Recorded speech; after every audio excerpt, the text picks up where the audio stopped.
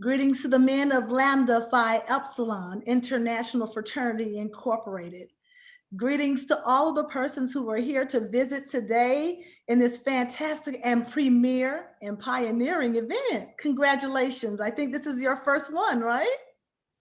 Thank you for the invitation. And most importantly, just honor to God for the opportunity to speak and to be here today. I wanted to talk to you on Women's International Day about what you asked me to speak about, which was cultural appropriation. Whether appropriation is appropriate. In August of 2020, we saw many things happening as it related to the election of the President of the United States of America. It was a hard time for many in this country, and many felt helpless. Many watched as people of color, particularly African Americans, were being brutalized in the streets by those who were assigned to protect us. We watched our rights as minorities being brutalized. And we also watched our rights as majorities being brutalized. And I say majorities because many of the people whose rights were being stripped away from them represent the majority of people of this country who are low income or moderate income. And so as we sat in our houses, quarantined, feeling helpless, in that stillness, there was an opportunity. And that opportunity was to spread joy in a place that felt so dark and so empty. We watched people who were of our culture and not of our cultures, who had more likenesses than differences from us, go through many things that we felt like we needed to change. So to see the nominee and nomination of Kamala Harris as the first woman of color to be called to office for the Vice President of the United States of America for us was a place and a time of celebration. For me, I was already strolling. For me, I was already serving. However, I, by nature, because of how I was raised, by having an activist mother and an activist father, was already a risk taker, a lion by nature. But many who felt helpless didn't know what to do or how to make that difference, and they wanted to do something, but sometimes we feel too small to make a change. We feel too small to make a shift. So in a time of despair, there was an opportunity for joy and celebration. We'll talk about many Asians in this conversation of appropriation. That sounded like Jesse Jackson. So, with that being said, many people give me credit for the concept of stroll to the polls, but stroll to the polls was happening long before I ever took on this endeavor. One of my favorite things to do is stroll. And as a member of Alpha Kappa Alpha Sorority Incorporated, it's important to understand why pioneering is important.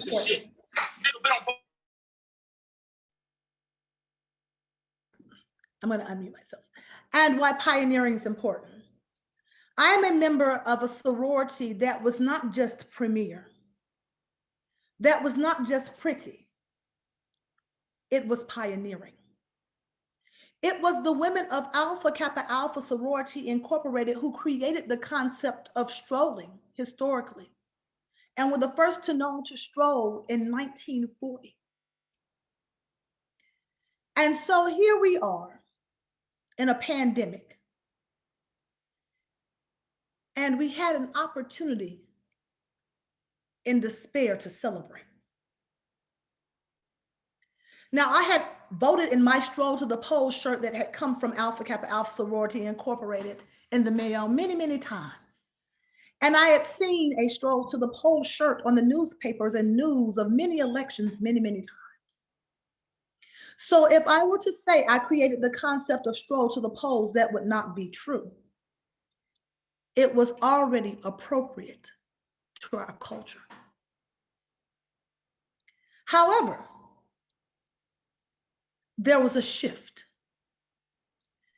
Someone called or someone said, you know, in this stroll class that you teach every weekend to the members of the sorority, we should do a stroll that celebrates Kamala Harris being nominated as a vice presidential nominee for our country, one of our own, one of our sorors. And so on that week in August, I put together a stroll to a song called Like a Girl by Lizzo. Because the song started off, and she said that it was on her playlist during her campaign. But the verse starts off, woke up feeling like I just might run for president. Even though there is no precedent, switching up the messaging, I'm about to add a little estrogen. So today, as we add a little estrogen in celebration of International Women's Day and all of the contributions, we are going to talk about culture. Because as women of Alpha Kappa Alpha, even though I don't speak on behalf of the sorority, culture is very important to us, as well as merit. So in the celebration, and the sorority members learned it from all across the world, because it was on Zoom and Facebook. I watched conversations happen on social media that says, we should do this as well. We should do a unity stroll. And so, of course, I waited for the unity stroll post. I was excited to learn it because I was going to do this unity stroll. And then no one organized it. You know how that goes in our organizations where people have great ideas and they say we should do something and then it never happens. Have you ever participated in something like that? From your school board to your church board, to your sorority, to your fraternity. And so as I waited, I realized I didn't have to wait for anyone to do what I had already done. So I took the stroll that I made for the sorority and women of Alpha Kappa Alpha Sorority Incorporated. And I posted and said, if there is anyone interested in doing a unity stroll to celebrate this nomination, regardless of party, join me. Well, if you're in the Atlanta area, let's learn it and we'll do it together. Now, this goes back to unity, because when you are the first, you need ask no permission as you pioneer. But it is important that as you pioneer, you bring others with you. And often, and just before I get started, and although I'm already started, if you don't know anything about me, what I will always do is speak my truth. It may not be your truth. It might not be perceived as the truth. But if we don't stand in our truths, we can't make progress. And so the truth of the matter was, I decided to take that same stroll that was designed for my sorority and to appropriate it to allow other sororities to include what their culture was. That we could be different and the same at the same time. I made a phone call and made a post, and it was supposed to be about 4 or 5 of us. But what we saw happen was what turned into one person from each sorority coming together to do a video and a stroll ended up being the thing behind me. Over 20 women in pink and green and crimson and cream and blue and white and blue and gold uniting for a common goal, strolling in motion, moving forward on behalf of someone who came from us, who looked like us, and also bore characteristics and cultures that were different from ours. It did not dawn on me until a phone call on, actually an instant message on October the 19th, that we would have to share again. So this picture behind me was posted by someone who was so excited about what they saw in the video before we even launched the video that she just posted it, and then it went viral. And it was shared by a brother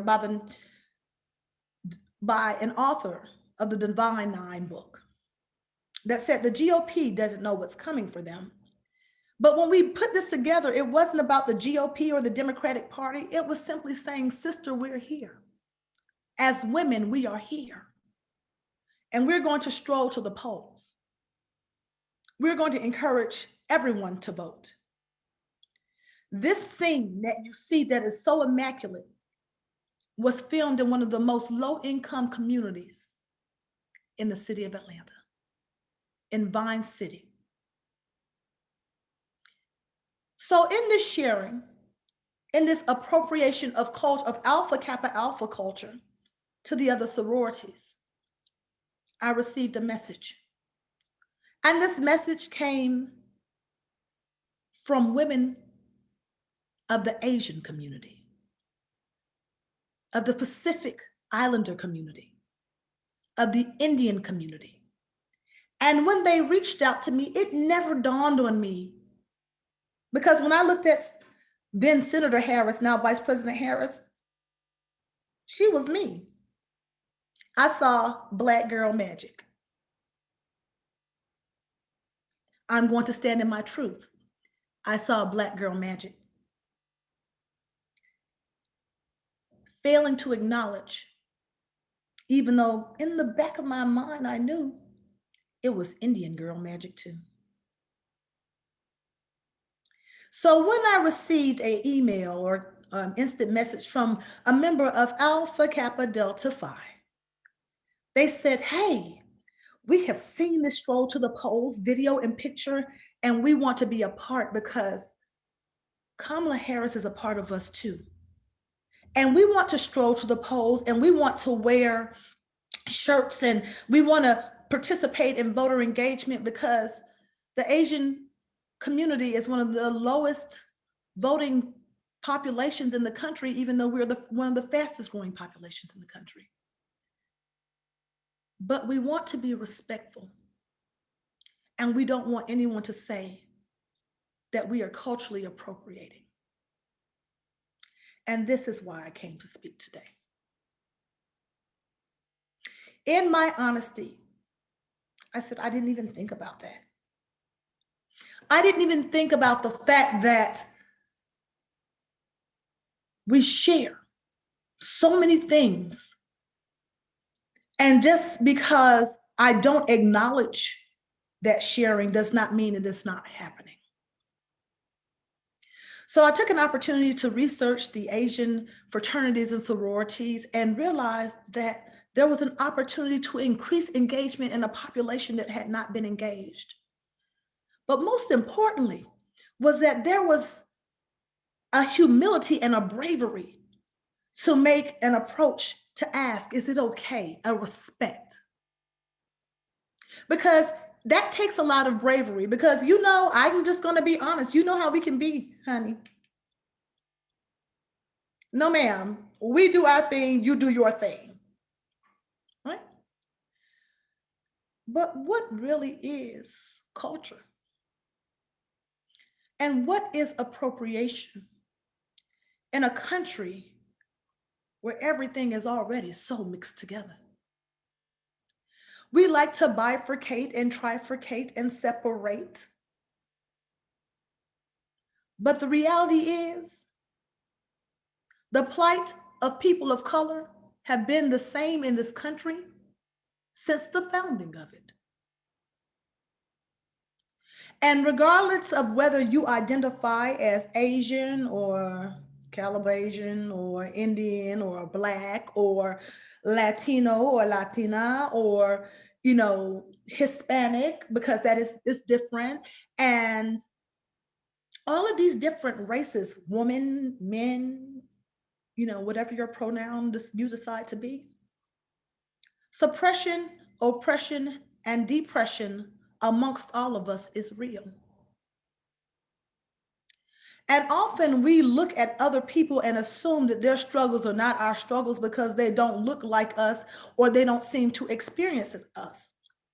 Brian will tell you in our first conversation, the first thing I said to him was, let's be honest, Brian, the African American and Asian community don't get along well. We have our opinions of you and you have your opinions of us. But at the end of the day, until we have those conversations about, and I typically try not to talk about elephants, about the white elephant in the room, we'll never be able to move forward. And so our first conversation with Lambda Phi Epsilon was a very honest conversation about the biases that our cultures have against one another. But also in acknowledgement of the youth of the sorority and fraternity movement of Asians and Pacific Islanders and Indians. We had a very transparent conversation about the similarities. And one of those things is this: the culture of movement. Movement does not belong to anyone. How we move may be different. That we move may be different in the direction, but the fact that we actually move is not different. And what we come to realize, and I want to share with you today, is that there is a concept of tools. If you have a toolbox, you know what that is, right? You open up your toolbox and in your box is a whole bunch of what? Say it with me. I can see your mouths move. Just say tools, right? And we open up our toolbox and we use those tools to build things that we need, to fix things that are broken. So I want you today to think of culture as a tool. Whether it's the culture of your race, the culture of your country, the culture of your sorority or fraternity, the culture of your location. For instance, being Southern. When I went to school in New York, I would ask for tea. I would ask for iced tea, and they would bring me iced tea without sugar. And everybody from the South knows that it is not iced tea if there's no sugar in it. There's no such thing. It's like putting sugar on your grits. Okay? So think of them as a tool. And what we have a habit of doing is, if we have created a tool, we say, that's my tool, that's my culture. You have no right to use my tool and my culture. But the reality of the situation is,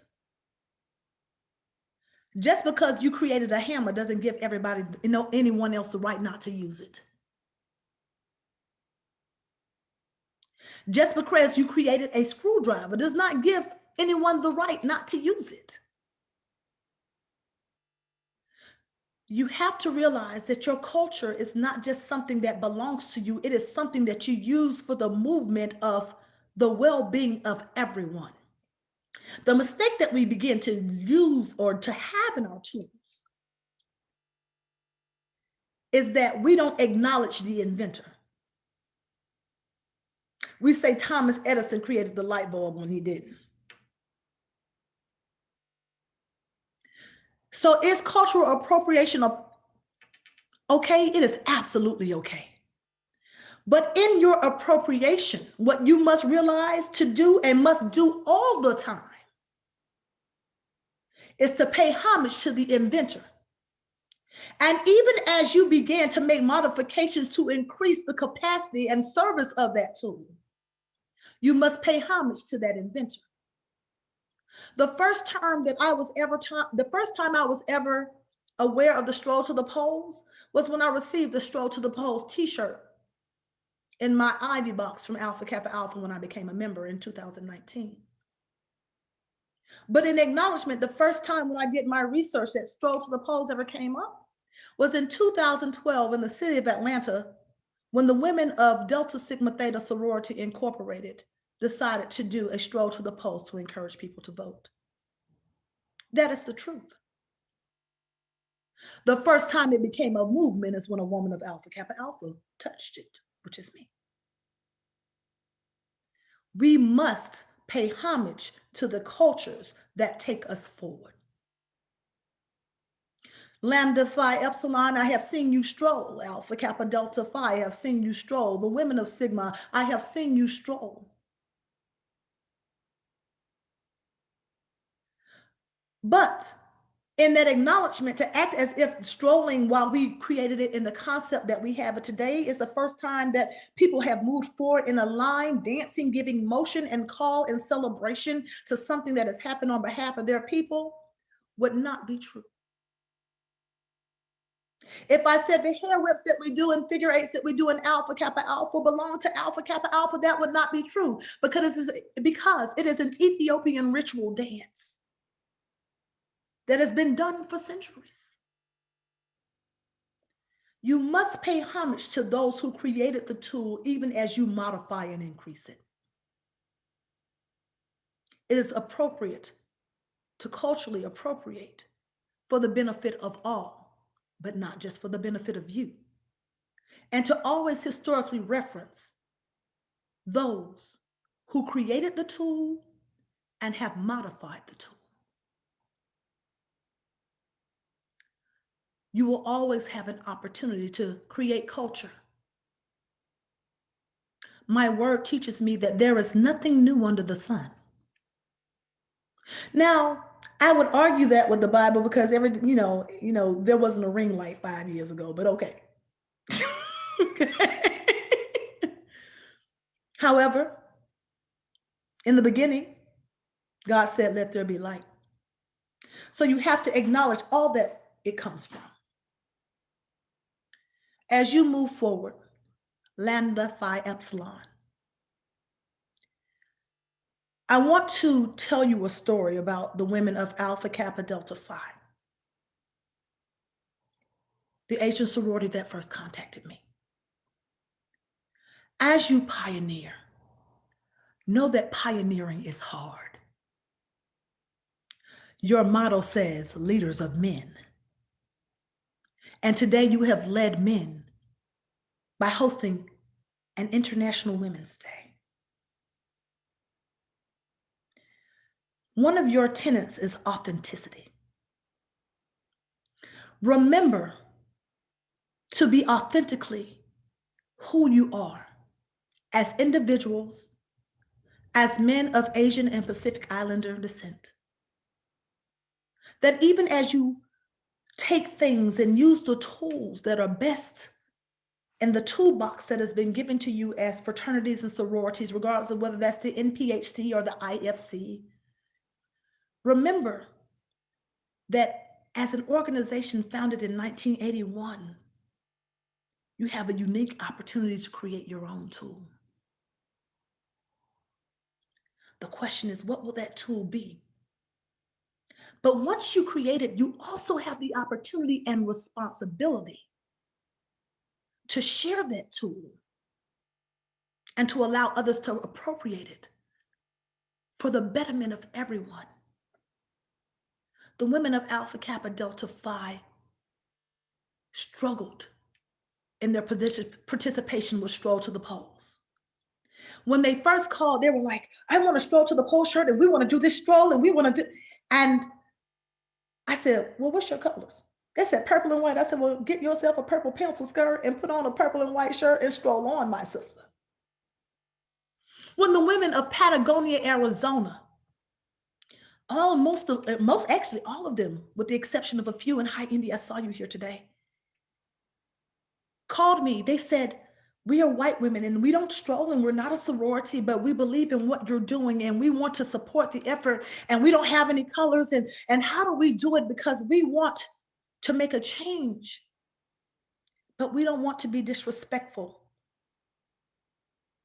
and be accused of cultural appropriation. The possession of a culture. The possession of a thing is not love. Love shares. The possession of a thing is not growth. Growth spreads. The possession of a thing is not greatness. Greatness knows no boundaries. So, appropriation, I would always argue, is appropriate as long as you're doing it appropriately. In their movement forward as Alpha Kappa Delta Phi, the women of the sorority began to not support them.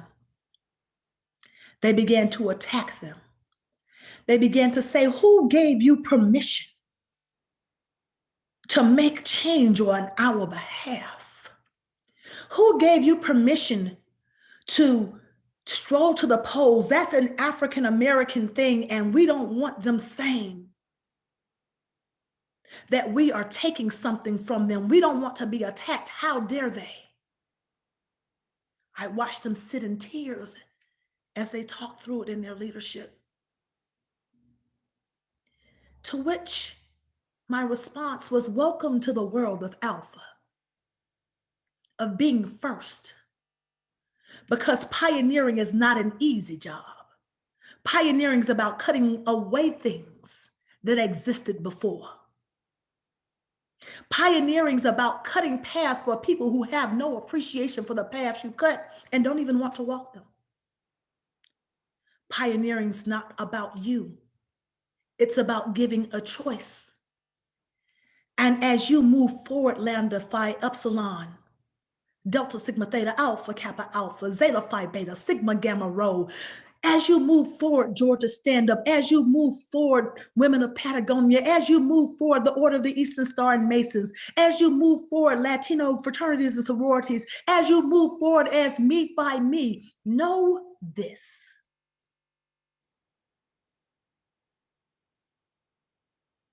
Great things happen in the smallest motion.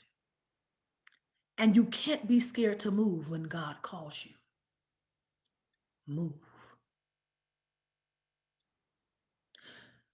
Who says it was appropriate? God said it was appropriate. If you think for 1 minute when I did stroll to the polls that everybody was supportive of me, you have another thing coming.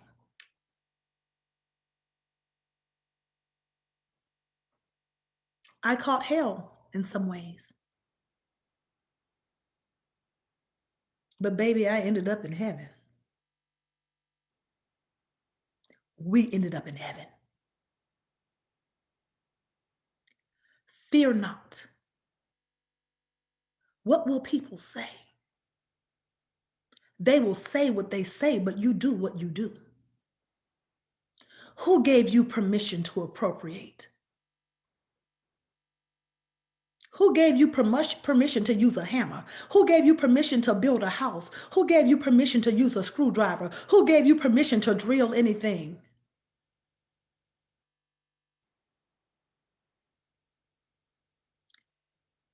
Know when you are called. Answer when you are called. And the rest of the appropriation will take care of itself. Stroll to the polls. Change your world. You are the next leaders of our future. You are young. And you sit on our shoulders. You see things from a height that we cannot see it, even though we stand in the midst of it. But remember, once you have received your appropriation, to share it. Thank you for the opportunity to speak.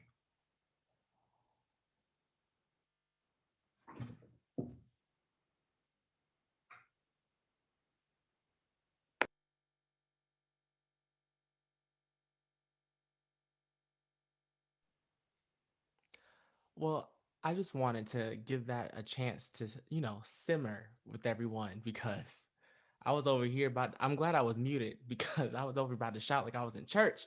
Thank you so much, Miss Land, for sharing with us and for imparting that wisdom and that insight. It was very powerful. And I'm sure that everyone listening can agree that there were some nuggets in there.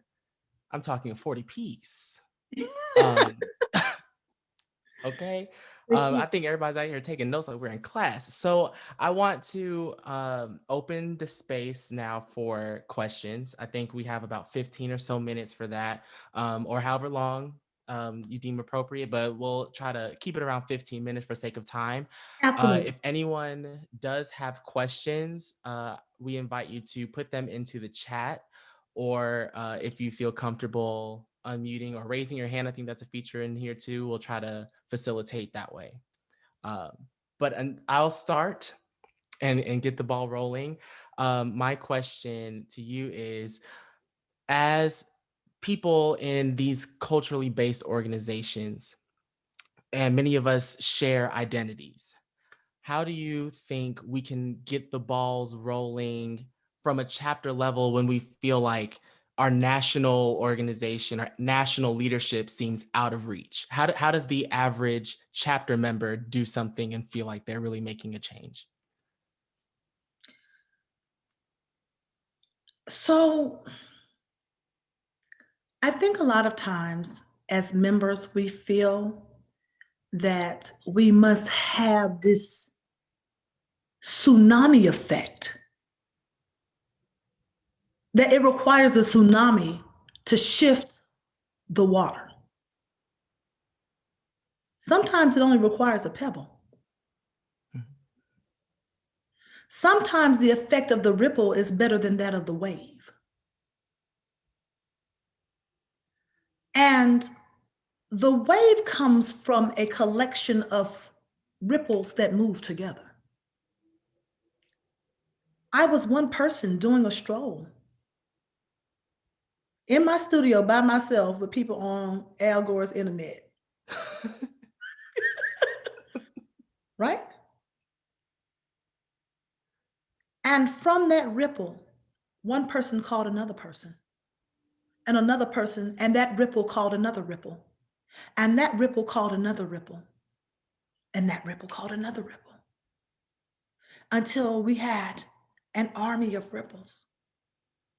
Sometimes our chapters and our organizations just need you to move. But most importantly, sometimes our chapters and organizations need leadership, like my chapter president, Shana Rooks Malone, who supports you and you being that pebble that makes the ripple and guides you.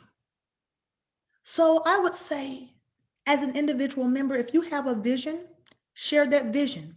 If that vision is not well received by your organization, do it by yourself, because sometimes people have to see, right?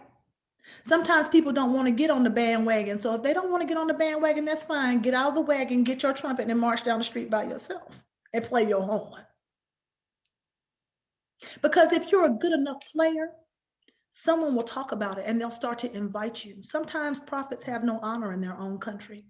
But once you begin to be that trumpet player, people will want to play with you. And then the next thing you know, you have a band. And the next you know, somebody offers you a wagon. And the next thing you know, your fraternity or sorority comes back and says, hey, don't you want to get on that wagon that you got off on the first time? And you say, it'll be absolutely. So that would be my answer. Be okay with being the ripple. If you are a great wave, that's fantastic too. But just be okay with being a ripple. Look what a ripple did in this. It changed not just a country, it changed the world. Awesome. Thank you so much for that. You're welcome. Um, are there any other questions from the audience attendees? I don't see any hands raised, but if there's anything in the chat, feel free to. Oh, Tram has a question. Tram, yes. I was trying to find the hand raised, but as the brothers of Lambda Phi Epsilon know, I am not the best Zoom keeper, and I've been banned from utilizing Zoom. So first of all, Maisha, thank you so much for speaking with us today. And this is an everybody movement. And the day that we connected was a day that changed everything. And I appreciate your kindness and your willingness. And it was fate, because you were not going to pick up or respond to a random person stalking you on the internet. But I do have a question. Yes. What now? What next? How do we do it? What can we do now? Civic duty is not just every 4 years. It is every day, every year. What advice do you have for us, for our chapters, for individuals, day to day? How can we help? What can we do to do our part? So I'm a simile and metaphor person. I'm an allegory person. So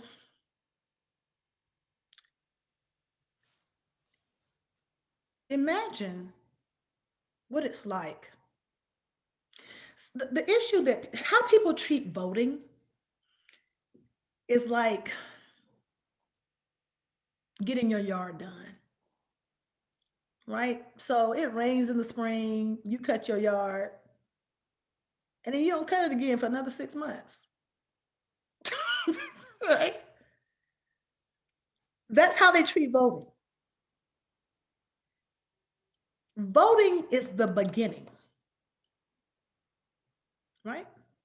Voting is the landscaper that you paid $500 for to come out and make sure that everything was pristine. But once a week, you still got to get out there and maintain your yard.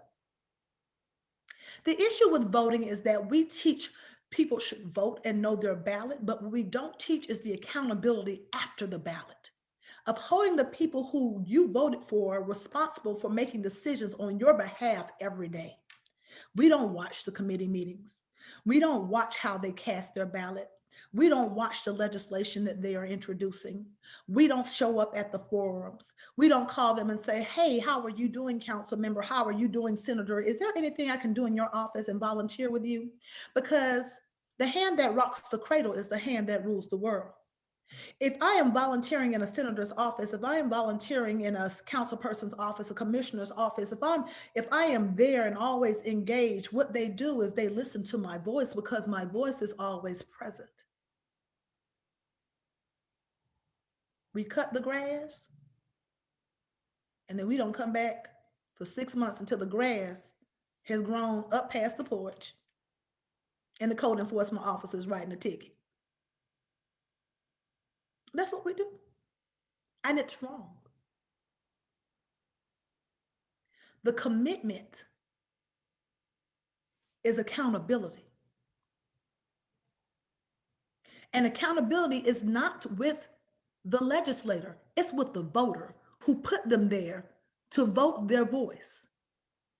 People ask me often how I felt about the raid on the Capitol. I said, here's what my opinion on it, regardless of who did it. My senator and my representatives were in that building. My chapter sister was in that building. My Eastern Star chapter sister is in that building as the chief of staff. The way I felt about it was not that they were not on the floor. I felt as if I were on the floor.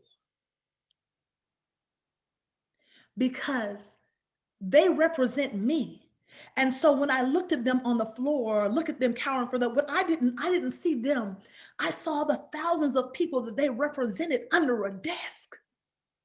Imagine, instead of it being at the Capitol, that this was your neighborhood and it was besieged in that way, that the people who voted in your very neighborhood were besieged that way. That is how we have to look at our vote. That is how we have to look at the people who represent us. They're not them, they are us. And nobody puts us on the floor. Nobody strips us, nobody abuses us. You can't abuse Tram because she's a part of my community. You can't abuse Kevin because he's a part of my community. I am angry about the assaults on the people, Asian people of this country. They are part of my community. They are part of my community.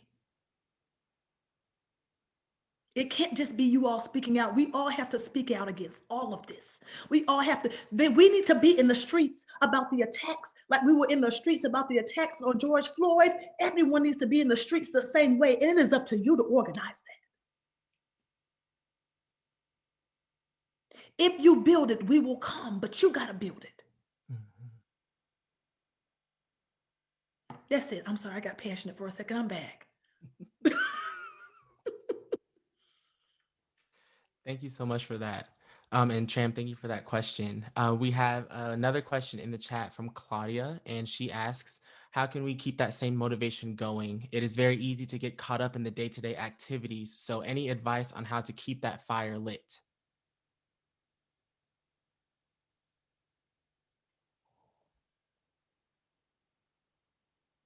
It's not a fire.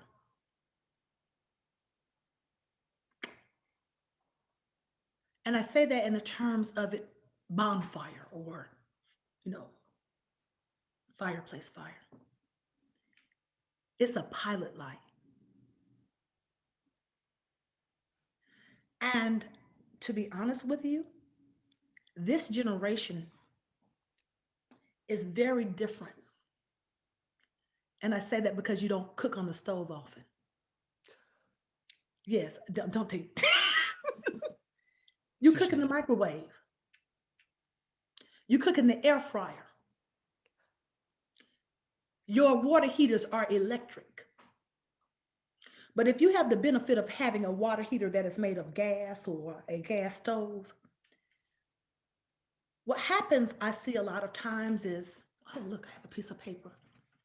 You all take the piece of paper and you set it on fire with a lighter, and then you turn on the gas and click, click, click, and then it lights up.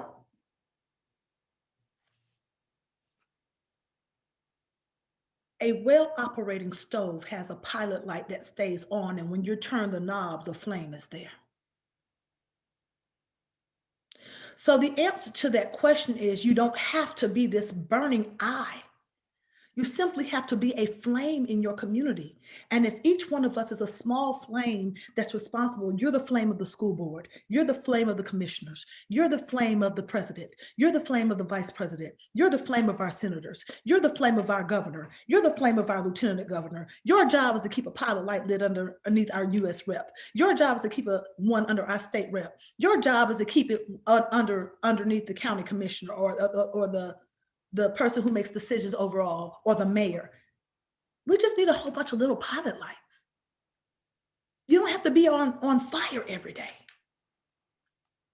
But when we're ready to turn on the eye, you need to be there. Mm-hmm. I don't know if that answers the question. But. No, I think that was very well said. And no, I'm all in agreement. And growing up with a gas stove, the analogy is true. I definitely lit that paper. We have Amelia who raised her hand, so I think she. Hi, Amelia from Cobb County. So we'll let her ask hers, and then there's one more question in the chat, and I think we can wrap that up for this Q&A session. I am wrapping my shirt today, just like Tram. First, I want to thank you for being such an inspiration. When people say and talk about, empowering other women, sometimes they just say that, but not following with action. And just quick story, the Stroll to the Poll movement catapulted me into doing things that I've never done before. I volunteered in the election. I delivered so many yard signs to our Asian American homes. Now my Asian business resource group at UPS, I work for UPS, we are working on the anti-Asian hate and discrimination initiative to address that. So my question, and I know you touched a little bit on this, what advice do you have on how to deal with members of our own community who is still afraid to engage, afraid to speak up? Their attitude is, this is not our time, kind of just, let's just deal with it ourselves, and people are suffering in silence. But hearing you talk today, it really frustrates me that our community they don't have that attitude. So what advice do you have to deal with, how can we convince our own community to like be engaged, to speak up? It is so important. A part of a movement is patience. And some people will move by the ludicrous rule. When I move, you move, just like that. Some people are going to wait to see what happens. Some people are going to see what happens and they're not going to do anything but talk about it. They're just people who are just not going to be about it. But what is most important, Amelia, is to understand that even in the movement that we have of the civil rights movement, this has been happening for years. Freeing our people from mental slavery is much harder than it has ever been from freeing us from physical slavery. We as African Americans are still unbraiding a culture of rope that has been tied around us for centuries. It doesn't happen overnight, my sister, and you may not see it all happen. You may not see it all happen. You don't have to take on the responsibility of someone else not moving. You only have to inspire those who need your inspiration to move. And sometimes there's a song that my daddy and my mom used to sing as we marched sometimes, and you hear it a lot. Ain't gonna let nobody turn me around. You gotta keep on a walking, keep on a talking. It's not just about talk. You gotta keep doing it. You gotta keep on moving. You gotta keep talking. Because sometimes people don't process or see things how you see them. They don't have the vision as immediately as you do because they bear with them all these experiences or lack thereof. So they don't understand your perspective and you give them time. Don't be frustrated, be resilient. And when you are tired, get rest and come back and keep on a walking, keep on a talking. I saw you. I saw you walking and talking with John Ossoff. I saw you, girl. I'm still trying to get my hand situation together but look what a difference you made in a 3-month time period. As women, we have to give ourselves credit for victories, even though they may not be big. Celebrate the ripple. That's what I am. So much. Appreciate it. Hey, Valerie. Hi. So I am late. So I'm sorry if you've already gone through this, but we have talked so much about all the pushback that we've gotten, and everyone does measure success differently. But at what point in like this process, in the social movement's process, did you kind of decide like this is it, like it's happening, it's a success? There were so many points I feel like where you began to talk to so many people, from Tram to I forget the group, but the women in Phoenix as well, and then onwards. Like, at what point did you feel like this was worth it? I don't know if I felt like this was worth it. I think the day I realized it was a day we had Alpha Kappa Alpha Lead Georgia had our connections committee had a get out the vote rally before the November election. And as I was there, I was teaching a stroll or something like that. And someone walked up to me and they brought their phone. No, I received a text from a member of Zeta Phi Beta, Maisha Webb. She is the second person in the blue and white shirt. And she sent me a text. She said, have you seen this? And so I'm standing in the parking lot and I'm like, what did Maisha send me? And I clicked the link. And when I clicked the link, it was a video of about 350 women from Gainesville, Florida, marching in one direction to go vote. I had seen different people with stroll to the poll shirts and little things like that, but it was like a mob of them and they were filming this. So we're going to vote and we're going to, and I literally broke down in tears on my knees in that parking lot. Because for the first time, I realized I had shifted the atmosphere. Like they had recreated the shirts and they were old women and young women and it was just amazing. And I literally broke down in tears. And that's when I realized I had shifted the world. The second time I realized it is when John Ossoff's mother sent me an instant message on Facebook. And I was like, who is this lady? Because her last name is not Ossoff. And you know, when you get a Facebook message and they're not your friend, you know, I was like, okay, let me see what they said. And she said, hello, my sister in Australia sent this picture to me. And I just want to thank you for the work you're doing. And I'm reading this, and to keep up the momentum among women. And in parentheses, she signs it, John's mom. John Ossoff's mom. Then that's when I realized it was international. Then I started getting things from Dubai. And that's when. And then my final moment was about 4 weeks ago.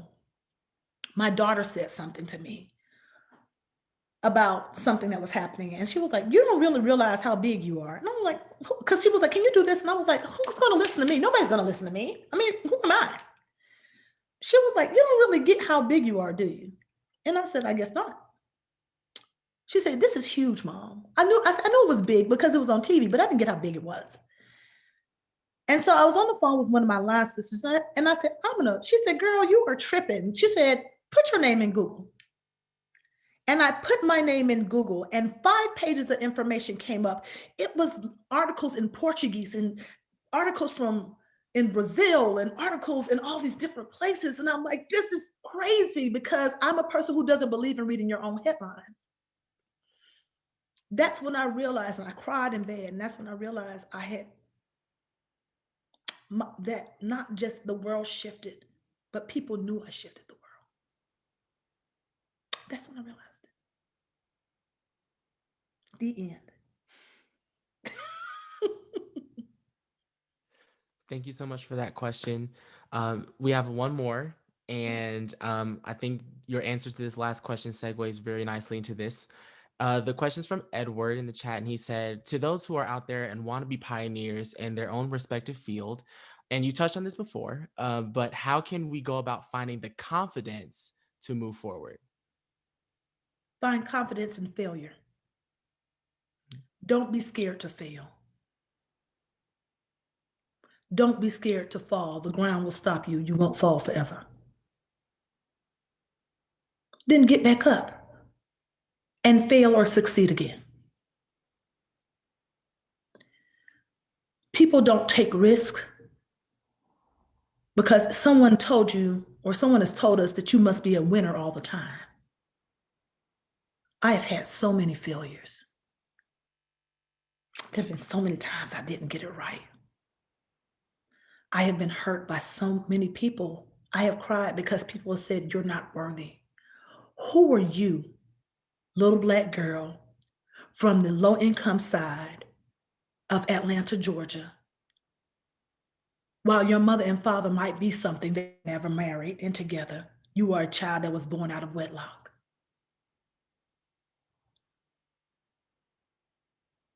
You are too dark. Because remember I tell you, I'm gonna tell my truth. Because sometimes the hurt that comes doesn't come from people who don't look like you. Sometimes it comes from people who do. You are a woman. you're not smart enough. You don't prepare and terror enough. You don't push your lips and speak like this. You are not cultured enough. You are not, there's always something that we're not, right?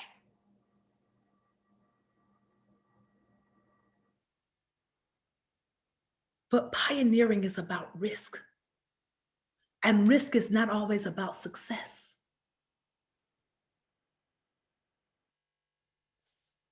Pioneering comes with pains, but it also comes with progress. And so, if it is your vision and someone is willing to help you build it, let them.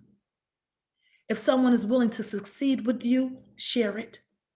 If someone is willing to fail with you, fall together.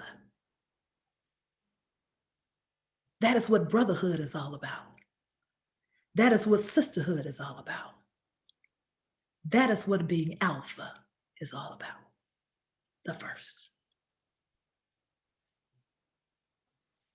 Thank you for that. I love that.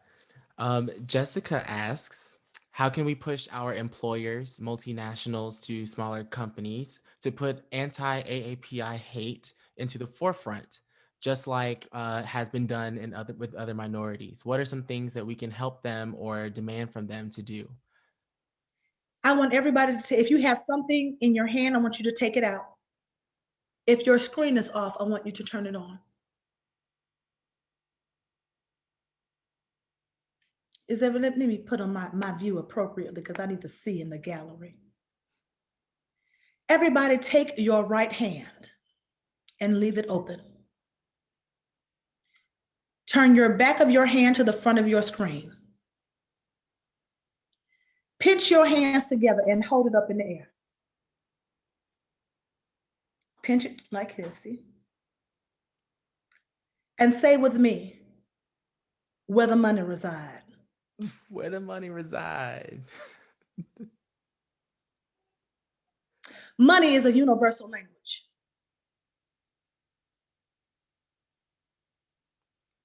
I may not understand the color of black or the color of yellow skin. I may not understand the color of white skin. I may not understand the color of brown skin, but I understand the color of green, where the money resides.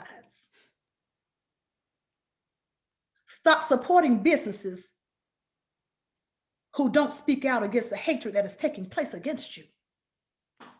You picket them, you stand in front of them, and you say you stand with me or you're standing against me because your silence is consent.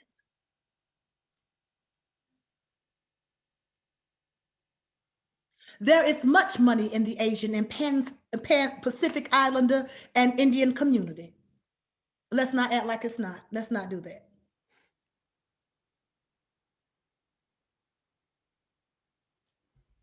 If the money resides with them and they are not residing with your agenda, reside your money elsewhere.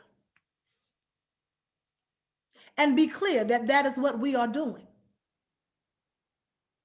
And understand that after you do that, you will be attacked, but that's fine. As long as they understand that after you finish attacking me, you're still not getting my money until you shift. I am calling for this person to be on your board. I am calling for leadership to reflect me. I am calling for you to stand out and say that this is wrong. And don't you move. Colin Kaepernick didn't move. He's still not getting paid by the NFL, but guess what? They called his name. You will acknowledge my policy, even if you cannot acknowledge the fact that you broke me for me to acknowledge it. Colin Kaepernick ain't broke because they stopped paying him. Did that happen? Did that happen? It didn't happen. Your collective dollars.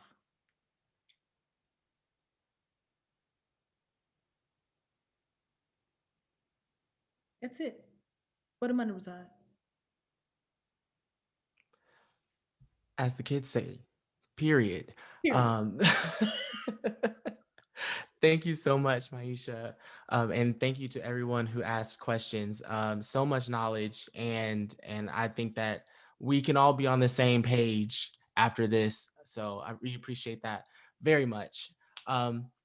Forgive me for not formally introducing myself as the other presenters have, but I am Matthew Wright. I'm a spring 2017 initiate of Lambda Phi Epsilon International Fraternity Incorporated at North Carolina State University, and currently serve on the international board as the Carolinas Tennessee governor. And I'd like to thank you on behalf of Lambda Phi Epsilon for your work within the Greek community and for sharing insight into how we can continue our progress as a collective. Also, on behalf of the fraternity, we would like to present you with our Distinguished Community Leader Award. The Distinguished Community Leader Award is awarded to individuals who are exemplary figures of their organizations, or I'm sorry, of our organization's core values of authenticity, cultural heritage, courageous leadership, love, and wisdom through impactful acts of service, groundbreaking advancements within their community, or inspirational feats of greatness. The Stroll to the Polls initiative not only unified organizations under the National Pan-Hellenic Council, but welcomed other culturally based Greek-lettered organizations to mobilize toward a common goal, as we saw the needle of history moving in favor of an intersection many of our identities share. It is just one manifestation of bridging the gap between communities who, despite their publicized differences, often walk to the beat of the same drum. Pun intended. Please accept our Distinguished Community Leader Award not only as a recognition of your great visionary work, but as a reaffirmed commitment from all of us to intentionally put in the work to be better and pull up when there's a need. As Martin Luther King Jr., right? As Martin Luther King Jr. said, we may have come here on different ships, but we are in the same boat now. So let's set sail.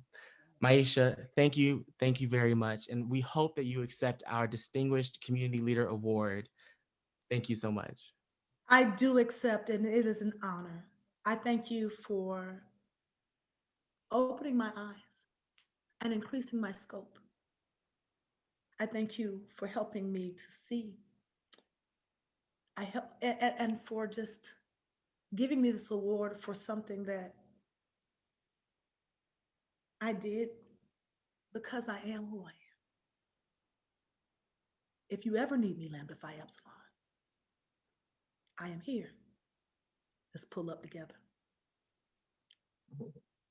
Yes. Thank you so much again, and well-deserved. And the work that you have done, as you said, shifted the atmosphere, not just here, but across the world. So thank you for the impact that you helped all of us to make, as this was a collective thing. And we will take you up on that offer. So keep the phone lines open, because if it's not Tram, it'll be everybody else on the board and through our organization. And I will answer, because Yes. I don't sleep, and everybody knows that. I also want to take a point of personal privilege to thank my honeydew who's here on the call, Theron Hobbs. I want to also thank the president of my chapter and my sorority sisters of Psi Alpha Omega chapter, my line sisters who are here, the president Viola Hart Felton chapter, Order of the Eastern Star, my Eastern Star chapter. I want to thank members of the NPHC who have come and supported, and my family. I want to say hello to my cousins. I see you all here, and all the wonderful people in our community who have created a village of success. I want to give a shout out to Atlanta. Who pulled through this election for everybody in the state of Georgia, right? I want to say hello and thank you to India Aubrey, who is here. The women of Patagonia, Arizona are actually on this call. They turned their state blue in Arizona, so congratulations for your efforts. To the women of Alpha Kappa Delta Phi who have ushered me here today. Without meeting you, I would have never met the men of Lambda Phi Epsilon. Let's make change together, gentlemen. Thank you all, Mr. President, governors, board members. Thank you for the opportunity.